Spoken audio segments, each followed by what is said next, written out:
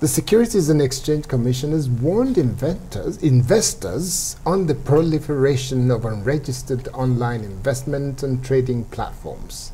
The warning comes over purported facilitation of direct access to trading in securities listed in foreign markets.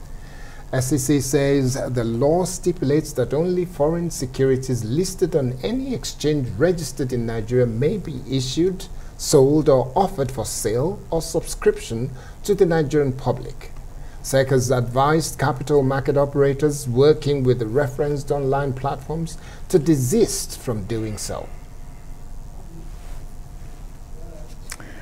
Well, in the studio with us live to discuss the issue of investor protection in a fintech world is Johnson Chukwu. Is the Managing Director, CEO of Cowry Asset Management. Thank you so much for joining us on NewsNight tonight, live in Abuja. Okay, let's. Why really has this warning, from the Securities and Exchange Commission? Why is it necessary now? Is it really bad? Okay, what is happening today is that because of the instability in the exchange rate, Naira's currency, Nigeria's exchange currency, that is the Naira, a lot of Nigerians are looking for opportunities to hedge their investment. So people are looking for dollar-denominated instruments, people are migrating to Eurobonds, people are looking for foreign equities, and what has happened is people are looking for platforms to trade in those instruments because of the large ticket volume involved in Eurobonds. So you don't have a lot of retail investors to invest in Eurobonds. So retail investors are looking for also opportunity to hedge against currency devaluation. And they've seen this opportunity of investing in dollar-denominated equities as a tool to hedge against loss of value related to the devaluation of the currency. As the currency becomes more stable and people are becoming more aware and technology is becoming more pervasive, people are adopting technology to find a way of protecting their investment, protecting their net worth. And that's why SEC feels you're seeing a lot of migration. Of course, this also has a pressure on the foreign exchange because when investors buy foreign stocks, and those investors have their investments or their funds in Naira, dollars. There has to be a conversion process to enable that payment to be made. So it adds additional pressure on the reserve and the exchange rate. But the key thing is that we have an unstable exchange rate environment and investors need to protect themselves. And investors are looking for outlets or instruments that can use to protect themselves. Okay, let's ask the question then. Is it illegal to offer to Nigerians the shares of foreign companies that are not registered within the country? Is it illegal? Well, under the current regulation, yes, it is. But remember that in reality, the real thing about life is that practice precedes regulation. When those regulations were made, nobody could have imagined that fintech could allow you use your handheld device and buy stocks in US or London. At that point, you needed to go through your stockbroker who goes to a floor of exchange and trade on your behalf. Today, you trade on behalf of yourself. Your stockbroking firm only provides you a platform to trade. And because advancement or improvement in the legal regulatory environment has not caught up with this practice. And that's why today it is illegal in terms of legality. But the key thing is that sorry to break in. You're just saying that it is illegal, but then the law has not caught up with it, so there is no law against it. Or is there law against it? So you can't really say it's illegal. You know what SEC has come is to warn investors to say, under the current regulation, you cannot invest in securities that are not listed on Nigeria Stock Exchange. So that's what SEC said. So it's illegal for you to invest because you're not protected. That's the reality. You're not protected. You're not under the protection of SEC or the NSC if you have to invest in stock that are not listed on the Nigeria Stock Exchange. But like I said, technology has become so ubiquitous that a lot of things that used to be thought to be impossible are now easily applicable. And that's what fintech is doing, is disrupting existing knowledge. So the challenge is that regulation has to catch up with advancement in financial technology. But then again, how much of understanding does the regulator have with this emerging and disruptive technologies, of course, like fintech? Now the CBN has come down hard on cryptocurrencies, and now you have this warning coming from SEC on foreign or securities offering. Do you think financial market regulators are stifling fintech, really, fintech innovation in Nigeria, especially when you bear in mind that there's a Nigerian company that's worth, fintech company that's worth $1 billion? Yes, Flutterwave. You know what I would say is that I wouldn't say they are stifling. What I would say is that they are doing a catch-up.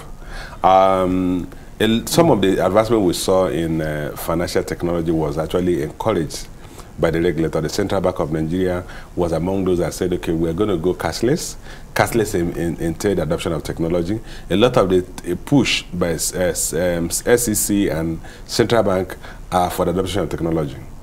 But like I said, technology is evolving at such a supersonic speed that regulators are almost caught unawares. Yes. So the key thing is for them to run at a speed that will catch up with technology. That is almost impossible. All over the world, in the history of mankind, advancement in knowledge precedes regulation and law. So the key thing is that the regulators must be open-minded enough to see those advancements not as a challenge, but as an opportunity to improve their game. Yeah, but the average investor who wants to not be left behind with this, emerging financial gains would be asking, how do I now protect myself in spite of the fact that the regulator is not necessarily on top of their game right now? Well, it's not that they are not on top of their game. It's the key thing that the regulation has not advanced to the point that we need to regulate the fintech industry, and we need to regulate the functions and roles of the fintech industry. And while we're regulating them, we must also still give them the latitude to remain innovative. That's what has not happened. But if you look at the issue of cryptocurrency, SEC had a slightly different opinion from that of Central Bank. Yeah. And I think the two of them are trying to harmonize that. The Vice President has a completely divergent opinion from that of the Central Bank. So it simply means that we are also, and I'm sure Central Bank did not say they're not going to prosecute anybody, they're not prosecuting anybody based on that. So I'm sure Central Bank is also aware that cryptocurrency is an innovation, and they say that once an idea is extended, it can go back to. Yeah. Once a mind is extended, it cannot go back to the former. The genie is out of the bottle already. So the key thing is that regulators must face up with the challenges of a quick or fast advancement in technology that is disruptive to known knowledge and creating new concepts and new practices. Is it enough for the regulators to just give warnings and sometimes look like they're threatening people without the backing of the law to make sure they can take people to court and end up in prison? Is it enough for them to give warning, or is there something else that they ought to be doing in terms of acquisition of knowledge, transferring it into law, or advocating for law to be made that will guard and guide people in terms of how we interact and engage with the innovation and disruption that is happening in the sector? Okay, let me put it this way, because I also have to look at the perspective of the regulators. Sometimes the regulators are worried that the investors could be scammed, investors could lose money, and what happens that when you have an extension of knowledge, there are also hawks that join that process and may not have good intentions. So the regulators are conscious of that could happen. Take for example the issue of investment through investment platforms in foreign stocks. Some people are investing in stocks they don't even know anything about. People are buying following what they call sheep syndrome. That's because like gambling. Yeah, because they hear somebody has bought a foreign stock, they just ask them which foreign stock is available. They don't know whether the company exists or not. So you can have Nigerians scammed. So that's some of the reasons why the regulators sound those notes on warning. So as an investor, what do I need to look out for when I come across this online foreign securities offerings? How can I differentiate between, the bad guys and the good guys? Well, my approach to life is basically this, which is also what we advise our investors. Do not dabble into what you don't understand. No matter how attractive it's presented to you, a lot of things you don't understand might, even if they work well, you will not be in a position to take advantage of it because you don't understand it. You don't know the processes and the procedures that take place. You don't know what factors that influence the movement. So that's that. Second advice is that where you do not understand, seek for knowledge. Information.